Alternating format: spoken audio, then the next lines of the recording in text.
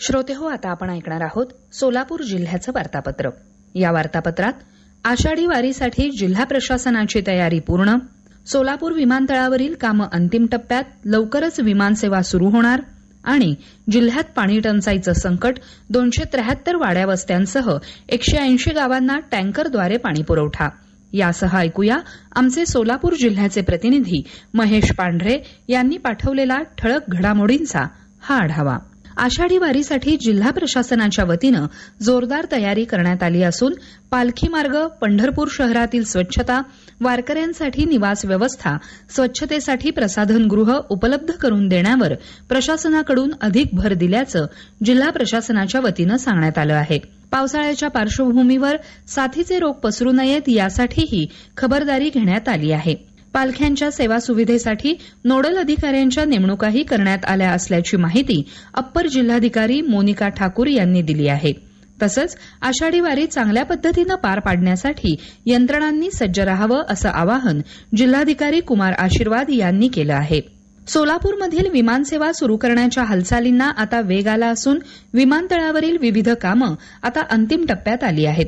स्वतंत्र हेलिपॅड, धावपट्टी, टर्मिनलचं सुशोभीकरण, वाहनतळ आणि सुरक्षेच्या दृष्टीनं विविध कामं हाती घेण्यात आली आहेत. विमानतळ प्राधिकरणानं सुचवलेली कामं पूर्ण झाल्यावर सोलापूर विमानतळ प्राधिकरण त्या संदर्भातील अहवाल विमानतळ प्राधिकरणाकडे पाठवणार आहे. त्यानंतर विमानतळ प्राधिकरणाचं पथक विमानतळाची पाहणी करून अहवाल सादर केल्यानंतर विमानसेवा सुरू करण्याची परवानगी देण्यात येईल. त्यानंतर ज्या विमान कंपन्या सेवा देण्यासाठी इच्छुक आहेत त्यांना बोलवण्यात येणार असल्याची माहिती प्रशासनाच्या वतीनं देण्यात आली आहे.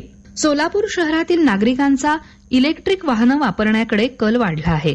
सध्या सोलापूरमध्ये जवळपास 18,000 इलेक्ट्रिक वाहनांची नोंदणी झाली आहे. इंधनाची बचत आणि प्रदूषण टाळण्यासाठी इलेक्ट्रिक वाहनांचा फायदा होणार आहे. परंतु त्यासाठी शहर आणि जिल्ह्याच्या विविध भागात चार्जिंग पॉइंट उपलब्ध करून देणं आवश्यक असल्याचं मत इलेक्ट्रिक वाहनधारकांनी व्यक्त केलं आहे. सोलापूर जिल्ह्यात गेल्या वर्षी पर्जन्यमान कमी झाल्यामुळे सोलापूर जिल्ह्यात पाणी टंचाईचं संकट उभं राहिलं आहे. या पार्श्वभूमीवर जिल्हा प्रशासनानं जिल्ह्यातील 180 गावं, 273 वाड्या वस्त्यांना टँकरद्वारे पाणी पुरवठा सुरू करण्यात आला होता. मात्र जूनमध्ये सोलापूर जिल्ह्यातील काही तालुक्यात जोरदार पावसानं हजेरी लावली. त्यामुळे या भागातील विहिरी, नद्या, ओढे, पाझर तलावात पाणी उपलब्ध झालं आहे. पाण्याअभावी बंद झालेल्या अनेक पाणीपुरवठा योजनाही सुरू झाल्या आहेत. त्यामुळे सोलापूर जिल्ह्यातील विविध भागातील जवळपास 48 टँकर आता बंद करण्यात आले आहेत. तसंच येत्या काही दिवसात आणखी समाधानकारक पाऊस पडला तर टँकरनं केला जाणारा पाणीपुरवठा पूर्णपणे बंद केला जाईल असा विश्वास पाणीपुरवठा विभागानं व्यक्त केला आहे.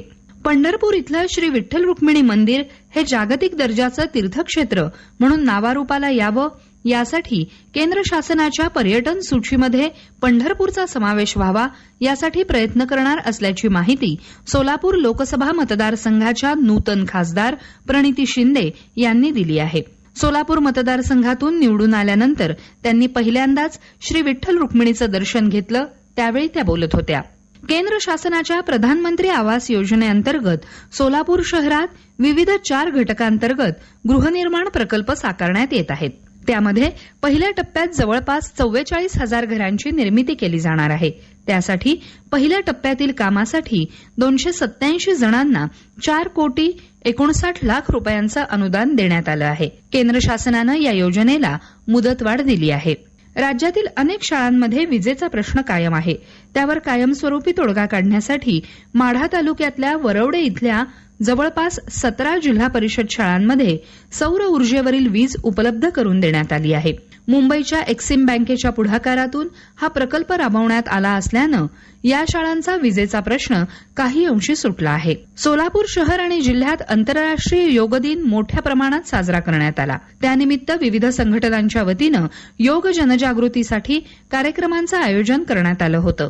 तसंच शाळांमधूनही योग दिनाचं महत्त्व विद्यार्थ्यांना पटवून देण्यात आलं. तर श्रोतेहो, हे होतं सोलापूर जिल्ह्याचं वार्तापत्र.